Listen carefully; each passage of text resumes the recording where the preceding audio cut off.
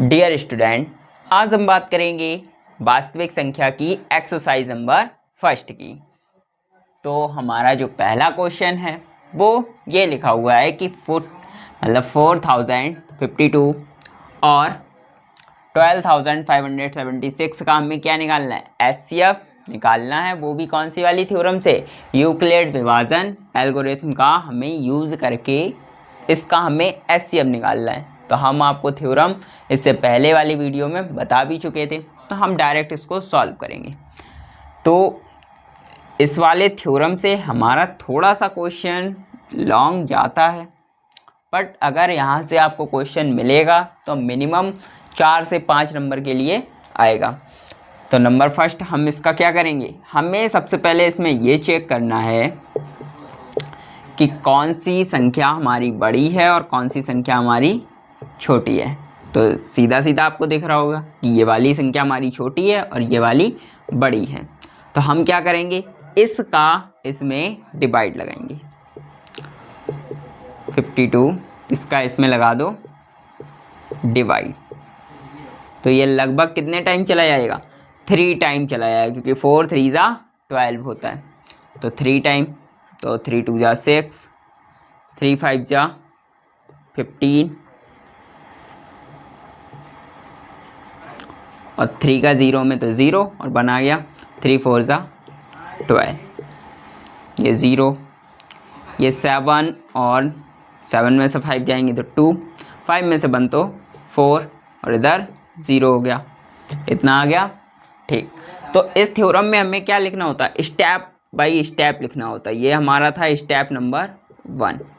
इस स्टेप में देखो हमारा क्या रहा था कि हमारा ये 576 जो है वो इक्वल टू है किसके, 4052 इंटू 3 प्लस 402।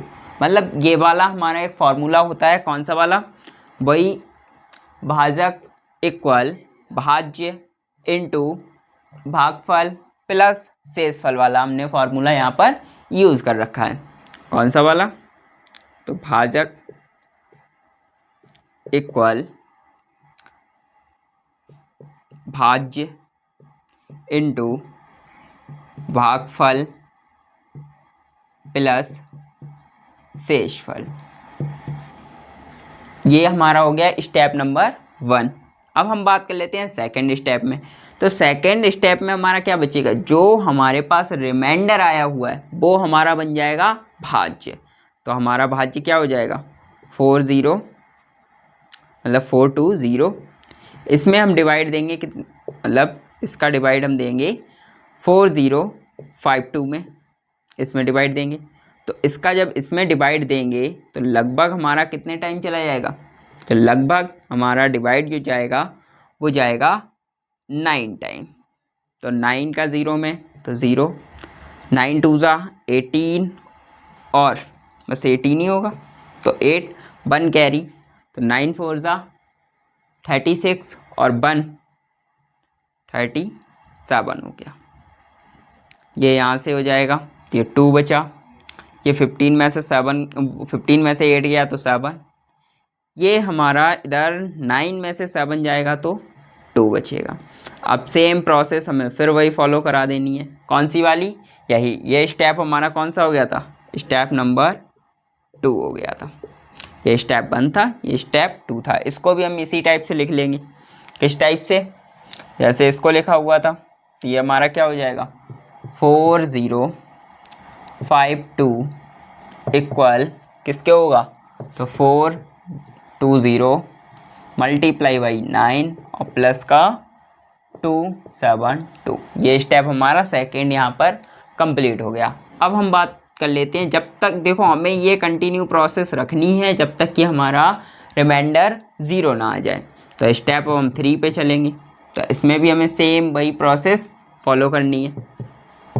कौन सी वाली, तो अब हमारा देखो यहाँ पर कौन सा आ गया, ये आया ना, लास्ट में 272 बच रहा।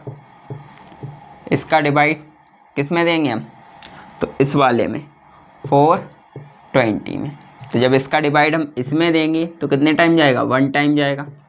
272 ज़ीरो का मतलब 0 में से 2 जाएगा तो 8 बचेगा, और इधर हमारा क्या बचेगा, तो 11 में से अगर 7 जाएगा तो 4 बचेगा, और इधर 1 बचेगा। तो सेम स्टेप हमें इसी टाइप से लिख देना है। कैसे करके, तो वही 4 0 इक्वल 272 मल्टीप्लाइड बाई 1 प्लस 148, ये हो गया। स्टेप थर्ड भी हमारा कंप्लीट हो गया। अभी तक हमें रिमाइंडर 0 नहीं मिला है। अब स्टेप हम अगले स्टेप पे चलते हैं, स्टेप नंबर 4। इस स्टेप में देखो क्या रहेगा, तो इसमें 148, इसमें हम मतलब इसका हम डिवाइड देंगे 272 में, तो वो भी हमें पता है कितने टाइम जाएगा, 1 टाइम ही जाएगा हमारा 148। अब फिर से सब्ट्रैक्ट कर दो, तो 12 में से 8 गए तो 4 बचा, इधर 6 में से 4 गया तो 2 बचा, और इधर हमारा क्या बचेगा, तो इधर हमारा बचेगा 1। बात क्लियर, इतनी हो गई, यहाँ तक आ गए हम।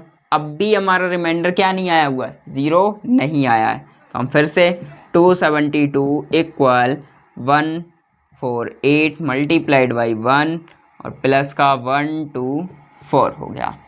अब इसी स्टेप को हम ऐसे करके स्टेप अपने चेंज करते हुए चले जाएंगे, और फिर हमें क्या प्राप्त होगा लास्ट में, जब तक 0 ना मिल जाए तब तक हम इसको ऐसे ही सॉल्व करते रहेंगे। तो स्टेप अगला देखेंगे हम, तो स्टेप 5 है हमारा। स्टेप नंबर 5 में देखो क्या रहेगा, क्योंकि अब हमारे पास रिमाइंडर क्या बचा हुआ है, 124 बचा हुआ है, और इसका हम डिवाइड मतलब इसमें हम डिवाइड देंगे 148, मतलब 148 में हम डिवाइड देंगे 124 का। इसका जब हम इसमें डिवाइड देंगे तो फिर 1 टाइम जाएगा, तो 124 बचेगा कितना, तो इधर 4 और इधर 2 बचेगा। अब फिर हम इस स्टेप को क्या करेंगे, नोट डाउन करेंगे। यही इस थ्योरम की खास बात होती है कि हमें हर बार ये स्टेप लिखना पड़ेगा। अगर हम ये स्टेप नहीं लिखते हैं तो फिर हमारी थ्योरम कंप्लीटेड नहीं मानी जाएगी। तो इतना हो गया यहाँ तक का। इसके बाद हम चलेंगे आगे, मतलब स्टेप नंबर 6 पर। स्टेप 6 पे पहुँचे। अब हमने अभी यार स्टेप नहीं लिखा हुआ था, तो इसको देखो 148 इक्वल 124 इंटू 1 प्लस का 24, ये हो गया हमारा स्टेप नंबर 6 पे। अब हम चलते हैं, तो स्टेप 6 में देखो क्या रहेगा, तो 24 और इसमें हम डिवाइड देंगे 124 का।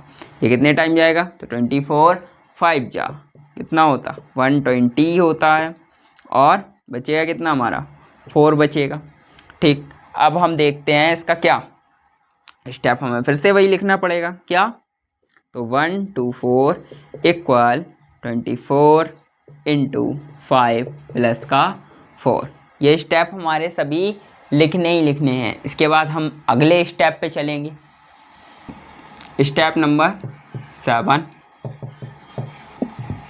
अब इस स्टेप में देखो क्या रहेगा, तो हमारे पास लास्ट में बचा हुआ है 4, और इसका हम डिवाइड देंगे 24 में, तो 4 6 24, और लास्ट में हमें रिमाइंडर क्या मिल गया, 0 मिल गया। अब इस कंडीशन में देखो क्या रहेगा, तो 24 इक्वल 4 इंटू 6 प्लस 0। ये स्टेप हमारा कंप्लीट हुआ। अब लास्ट में जो भी आपका क्या है, ये डिविजिबल है, मतलब आपने जिससे भी लास्ट में डिवाइड दिया हुआ है वही आपका क्या हो जाएगा, SCF हो जाएगा। SCF आपका क्या होगा, 4 होगा। वो इसलिए क्योंकि ये एक ऐसा कॉमन वर्ड आया हुआ है आपके पास, या फिर एक ऐसा कॉमन नंबर आपके पास आया हुआ है जो कि इन दोनों को डिवाइडेड करता है और लास्ट में रिमाइंडर 0 लेकर आता है। तो इसका आंसर कितना हो गया, 4 हो गया, क्योंकि हमें यहाँ से केवल और केवल SCF फाइंड करना था। ये वाला क्वेश्चन हमारा कितने स्टेप में चला, 7 स्टेप तक पहुँचा। और अगर आपको थोड़ा सा और भी लिखना हो तो इसमें आप इस वाली लाइन में आप लिख भी सकते हो कि यूक्लिड विभाजन एल्गोरिथम का प्रयोग करके। ठीक, मतलब इस वाली लाइन से आप लिख भी सकते हो, आपका मन है आप स्टार्टिंग से एंडिंग तक की लाइनों में सभी में लिख सकते हो कि यूक्लिड विभाजन एल्गोरिथ्म के प्रयोग से। बात क्लियर? तो ऐसे क्वेश्चन अगर आपके आएंगे तो वो 5 नंबर में ही आपसे पूछे जाएंगे।